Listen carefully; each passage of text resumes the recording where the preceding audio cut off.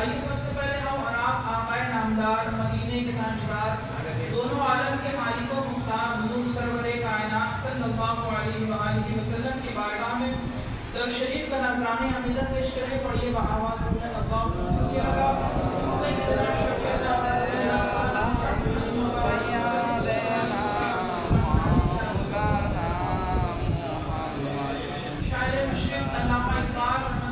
فرماتے ہیں لوح قلم بھیدو تیرا وجود الکتاب گنبد آب گی نرن تیرے محیط میں حباب عالم آب و خاک میں تیرے ظہور سے فروغ ذرہ ریت کو دیا تو نے طلوع آفتاب شوکت سنجر و سلیم تیرے جلال کی نمود شوکت سنجر و سلیم تیرے جلال کی نمود فقر جنید و بایزید تیرا جمال بے نقاب تیری نگاہ ناز سے دونوں مراد پا گئے تیری نگاہ ناز سے دونوں مراد پا گئے عقل و غیاب جستجو عشق نزول و اضطراب. اور اعلیٰ حضرت گوڑوی چراغ گوڑرا حضرت پیر نصیر الدین نصیر شاہ رحمۃ اللہ تعالی فرماتے ہیں کہ غلام حشر میں جب سید الورا کے چلے غلام حشر میں جب سید الورا کے چلے لوائے حمد کے سائے میں سر اٹھا کے چلے لوائے حمد کے سائے میں سر اٹھا کے چلے جناب آمنہ دوڑی بلائے لینے کو جناب آمنہ دوڑی بلائے لینے کو جو تاج سر پہ شفاعت کا وہ سجا کے چلے تاج شرط جو تاج سر پہ شفاعت کا وہ سجا کے چلے. نصیر ان کے سوا کون ہے رسول ایسا نصیر ان کے سوا کون ہے رسول ایسا جو بخشوانے پہ آئے تو بخشوا کے چلے جو بخشوانے پہ آئے تو بخشوا کے چلے. ایک بار اور درود شریف پڑھ لیجیے. اللہم صلی علی سیدنا مولانا محمد مبارک وسلم صلی اللہ علیہ وسلم رسول اللہ صلی اللہ علیہ وسلم. عزیزان محترم ابھی اس آیت کریمہ کو پڑھنے کا شرف حاصل کیا ہے. اللہ تبارک و تعالیٰ فرما رہا ہے کہ تین کی قسم انجیل کی قسم اور زیتون کی قسم. انجیل جو ہوتا ہے ایک بہت عمدہ بہت اچھا قسم کا پھل ہوتا ہے اور زیتون بھی بہت اچھا اس کا تیل بھی بہت استعمال کرنے لائق ہوتا ہے بہت اچھا تیل ہوتا ہے. اس تیل کو بہت عمدہ بہت اچھا مانا جاتا ہے.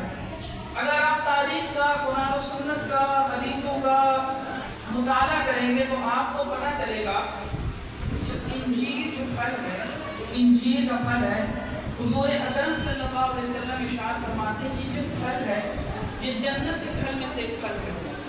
جنت کے پھلوں میں سے ایک پھل انجیر ہے. اور زیتون کے بارے میں فرماتے ہیں کہ تمام انبیاء کرام علیہ السلام کا دربل کا جس کو دانت مانا کرتے تھے جس کو دانت کو صاف کیا کرتے تھے وہ زیتون کے مسواک سے کیا کرتے تھے. تمام انبیاء کرام نے جو زیتون کو یہ فضیلت بخشی کہ زیتون کے لکڑی سے زیتون کے درخت سے وہ مسواک کیا کرتے تھے. اور حضرت آدم علیہ السلام کو اگر آپ اور مطالعہ کریں گے تو آپ کو پتہ چلے گا کہ حضرت آدم علیہ السلام جب دنیا میں تشریف لائیں تو وہ زیتون کے اور انجیر کے پتوں سے اپنے آپ کو ڈھانپ لیے تھے. انجیر کے اور زیتون کے پتوں سے اپنے آپ کو ڈھانپ لیے تھے اپنے آپ کو لباس پہن لیے تھے اس چیزوں کا.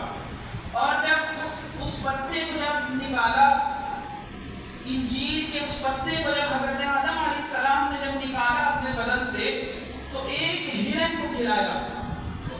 آج بھی اس ہرن اس نسل کی ہرن جو ہوتی ہے اس میں ایک چیز پائی جاتی ہے اس کے اندر ایک مسا پایا جاتا ہے اس کے اندر ایک تلا پایا جاتا ہے جس کو نکال کے اس دنیا کی سب سے اچھی خوشبو بنائی جاتی ہے. اس ایک انجیر کے اللہ تبارک و تعالیٰ نے اتنی فضیلت رکھی کس وجہ سے کہ ایک نبی کو اور انبیاء کرام علیہ السلام کو اس پیڑ سے اس چیز سے نسبت ہو گئی تھی. اس چیز سے انبیاء کرام کو اللہ کے نیک بندوں کو نسبت ہو گئی تھی. اور کچھ آگے پڑھیے. اللہ تبارک و تعالیٰ قرآن شریف میں فرماتا ہے ارشاد فرما رہا ہے وہ کتا کہ جس کی نسبت اولیاء اکرام سے ہو گئی تھی، کہ جس کی نسبت اولیاء اکرام سے ہو گئی تھی، کہ جس کی نسبت اللہ کے پیارے بندوں سے ہو گئی تھی، کہ جس کی نسبت اللہ کے نام لیوا بندوں سے ہو گئی تھی. تو قرآن شریف میں اللہ تبارک و تعالیٰ اس کتے کے بیٹھنے کے انداز کو پسند فرما رہا ہے اور فرمایا وَقَلْبُهُمْ بَاسِطٌ ذِرَاعَيْهِ بِالْوَسِيطِ. اس کتے کے بیٹھنے کے انداز کو اللہ تبارک و تعالیٰ پسند فرما رہا ہے. اور حضور اکرم صلی اللہ علیہ وآلہ وسلم کے غلاموں کو، حضور اکرم صلی اللہ علیہ وسلم کے غلاموں کی جو سواری ہوا کرتی تھی، جو گھوڑا تھا، اس گھوڑے کے پیر میں جو خر لگا ہوا ہوتا تھا، اس خر جو زمین سے ٹکراتا تھا، اس ٹکرانے کی وجہ سے جو شرارے پیدا ہوا کرتے تھے، اس شرارے کے اللہ تبارک و تعالیٰ قسم ارشاد فرما رہا ہے. اور آگے بڑھیے، اللہ تعالیٰ فرما رہا ہے وَالتِّينِ وَالزَّيْتُونِ وَطُورِ سِينِينَ وَهَٰذَا الْبَلَدِ الْأَمِينِ.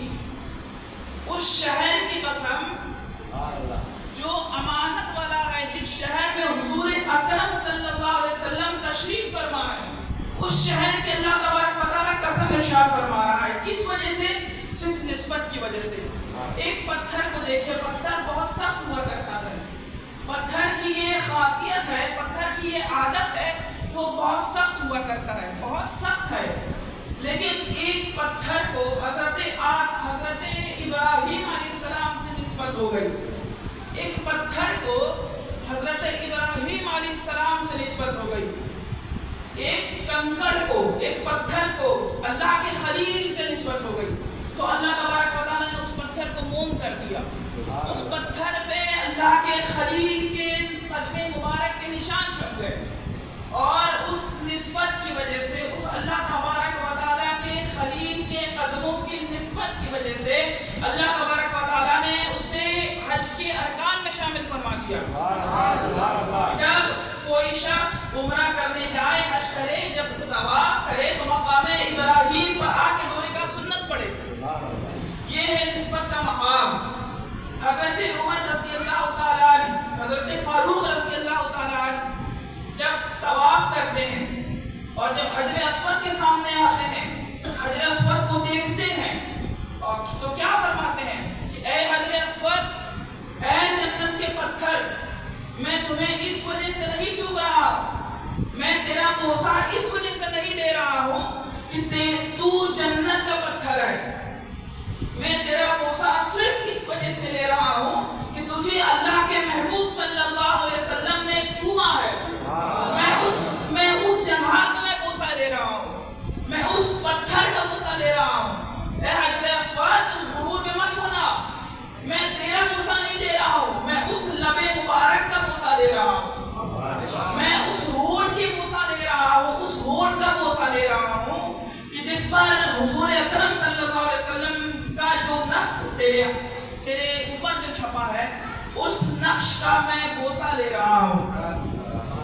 ایک پتھر جس کی نسبت اللہ کے خلیل سے ہو گئی. آپ جب جاتے ہیں حج کرنے، عمرہ کرنے تو پانی پیتے ہیں. کون سا پانی پیتے ہیں؟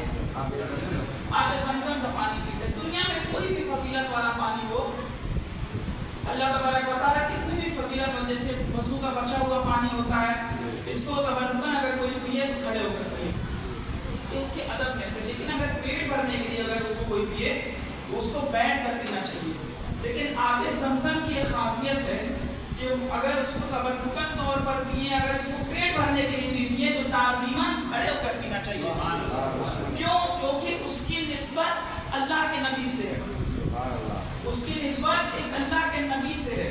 جب ایک پانی کی نسبت اللہ سے، اللہ کے ولی سے ہو جاتی ہے تو اللہ تعالیٰ اسے ایسا مقام عطا فرماتا ہے. ایک کتے کی نسبت اللہ کے ولی سے ہو جاتی ہے تو اللہ تبارک و تعالیٰ اس کو ایسا مقام عطا فرماتا ہے. ایک گھوڑے کے پیر سے جو نکلی ہوئی شرارے کی جو اللہ تبارک و تعالیٰ کے محبوب بندوں کی نسبت ہو جاتی ہے تو اللہ تعالیٰ اس کا قسم ارشاد فرماتا ہے.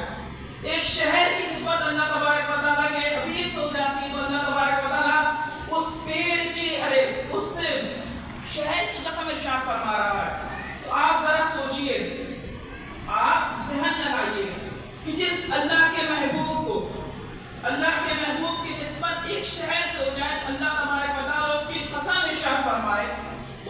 قسم ارشاد فرمائے تو اللہ تبارک و تعالیٰ کے محبوب کی نسبت کسی اولیاء اللہ سے ہو جائے تو اس اولیاء اللہ کا مقام کیا ہوگا؟ اس اولیاء کرام کے اس اولیاء اللہ کے مقام کا کیا عالم ہوگا؟